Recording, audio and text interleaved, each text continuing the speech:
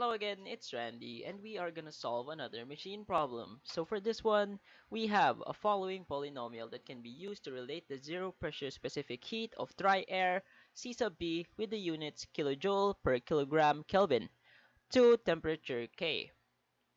So we have this polynomial, and then we're gonna plot it as a function of temperature with the range of 0 to 1200 Kelvin, and then we are gonna use the following methods to determine the temperature that corresponds to a specific heat of 1.1 kilojoule per kilogram Kelvin. So first we're gonna analytically solve it using symbolic math. Next we're gonna solve it using the code that we developed in part 1, the bisection method. I'm gonna explain that later. So using the F0 as you learned, the F0 that we learned in MATLAB Academy. And then using the F0 function that I learned in MATLAB Academy. So we have our code requirements here as per usual. So we're going to use three significant figures to compute for the stopping criterion, and we're going to solve everything in one script. Mark the point of interest in the plot, solve everything in one script, display results in B and C in the command window. So this is our B and C, and this is obviously A, and then we're going to compare it to A. We're going to compare B and C to A. Alright, so we can work with that. Let's head on to MATLAB, but first, I'm going to present the bisection method script I made, or the function I made. So let's go there. Okay, so this is our bisection method script. So we have our function name, d underscore bisect. It's a different file name for my actual submission. And then it's going to take in a function, lower bound x limit, and then upper bound x limit. And then we're going to have the needed number of significant figures. So we're going to set xr equal to 0, and then every other detail is here. So basically what this does is when the stopping criterion is less than our estimate approximate, then it should have satisfied the stopping criterion.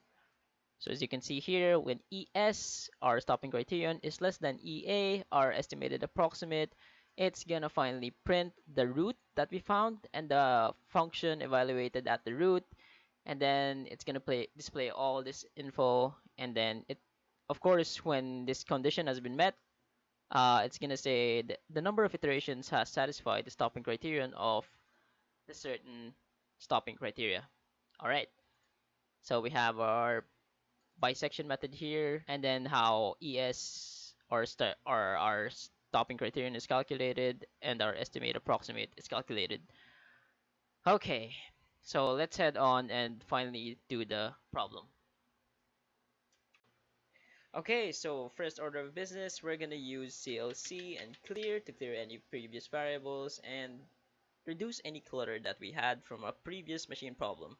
And then we are finally going to use our analytic math to solve the problem. So we have sims, and our variable is t, and we have our first function, and then what we have here is 0.99403, but notice that the specific heat, this variable, would be equal to 1.1 kilojoule per kilogram Kelvin.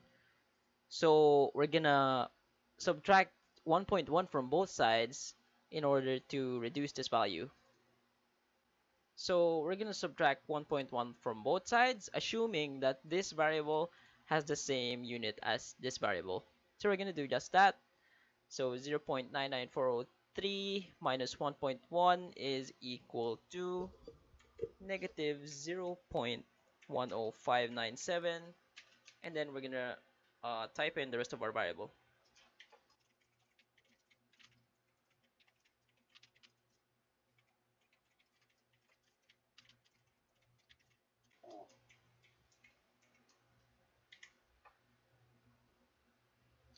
Right, so now that we have that, we're finally going to use our solve function. For this case, we're going to have to use VPA solve, because for VPA solve, we can solve more complex functions. So we're going to have our first root, then we're going to have our function 1, and we're going to solve for the variable t. So let's run that first. Oh, where is it? There you go.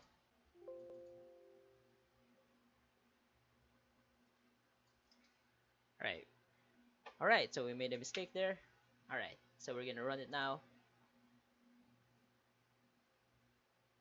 Okay, so the roots that we got is negative 1131, 544, and some complex number right here.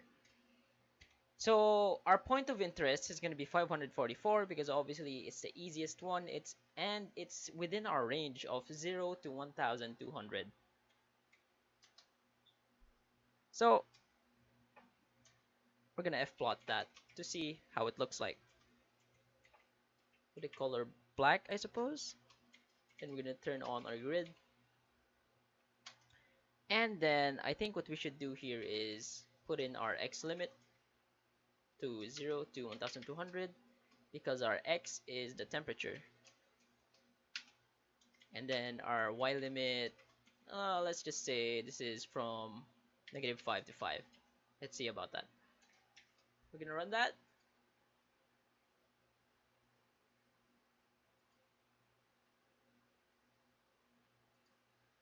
Okay, so here is our function. It's what it looks like, and then if you zoom out, oh, we can't zoom out just yet. Okay, so this is what our function looks like. So next order in business would be we're gonna have to define our second function using our bisection method. So we're gonna have f2.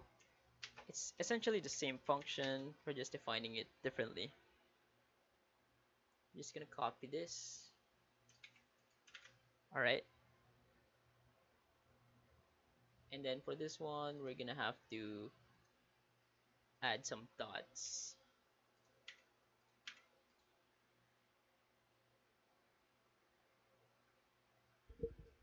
Okay, so we're gonna define our lower limit. In our case, since we're dealing with 544, we're gonna be using, I suppose, 530, and then our upper limit would be 550. And then we're gonna have three significant figures. We're gonna omit those, and we're gonna hold on to them. So we're gonna add these points to the current plot, and we're gonna plot f2 along along with it. We're gonna have dashed lines for that. I want it to look like dashed lines. Then we're gonna run this. Alright, so there you go. There's our function.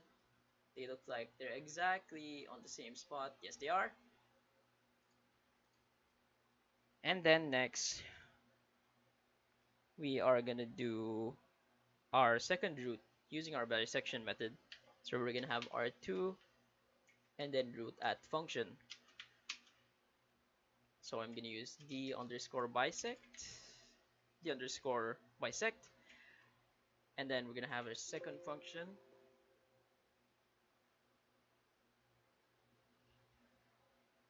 Our lower limit, our upper limit, and our number of significant figures. Let's see that if it works first.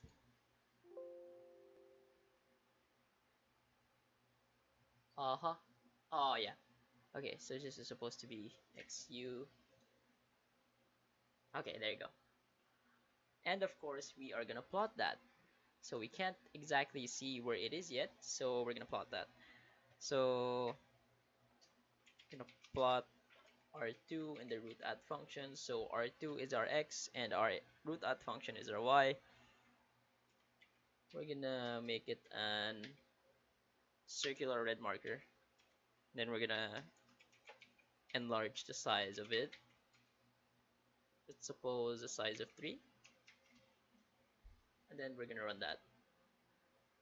Alright, so our function is here using the bisection method. Our function is supposed to be 544, and it says here it has pretty much satisfied the stopping criterion of 0.05.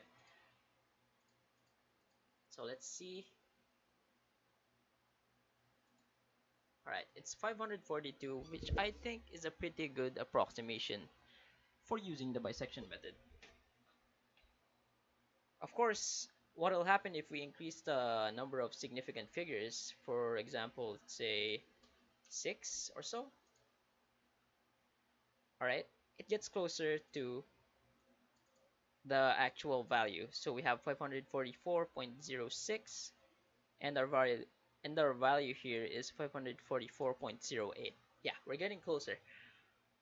But our requirement is number of significant figures should be 3, right? So next up, we're going to use our MATLAB function, and here I want to define a range of a certain t with the same upper and lower limits. Then we're going to get a third root, not really third root, same root, and then we're going to use the f0 function for the range t, that's a bracket, and then we're going to run that. Okay, so as you can see, our f3 here is 544.0875, which is really close to the specific root we chose. And then finally, we're gonna plot that. So R3, F2 of R3. Then we're gonna have a cyan circular mark with the same marker size of 3. We're gonna run that.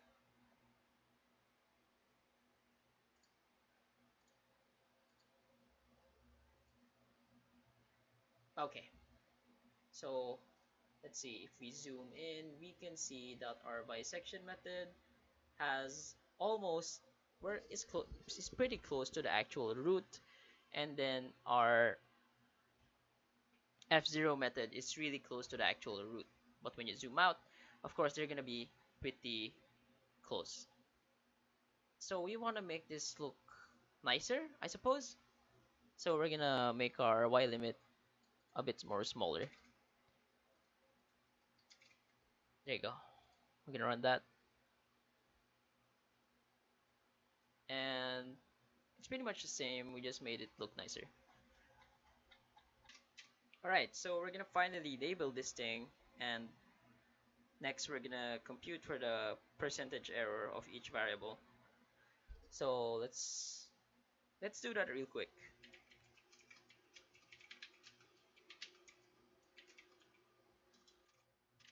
Copy this and it's ah. Let's see how that looks first. Okay, there you go. Then next we're gonna put our legends in. So we have for the first line f of x using symbolic math. For the second line we have f of x using bisection method. And then for circle, bisection method root is located on the right side. The left side.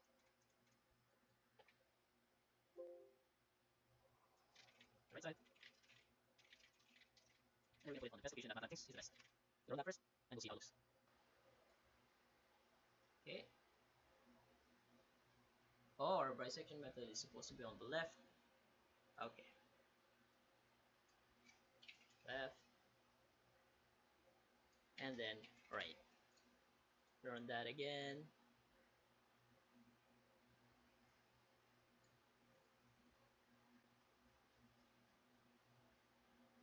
Okay. So next we're gonna be calculating the percentage errors. We wanna hold this off first. Then we're gonna say PEB when compared to A. We're gonna have an absolute value R2 multiplied by 100, R1 of 2. There you go. Then we're just gonna go ahead and copy this. Then use PEC for this one. Then we're just gonna change R2 to R3. Okay, we're gonna run that, see how it looks. Okay, so here we have a percentage error of 0.29%, and here we have a really low percentage error when compared to C. So let's go ahead and display that as required by the code. So the root using the bisection method is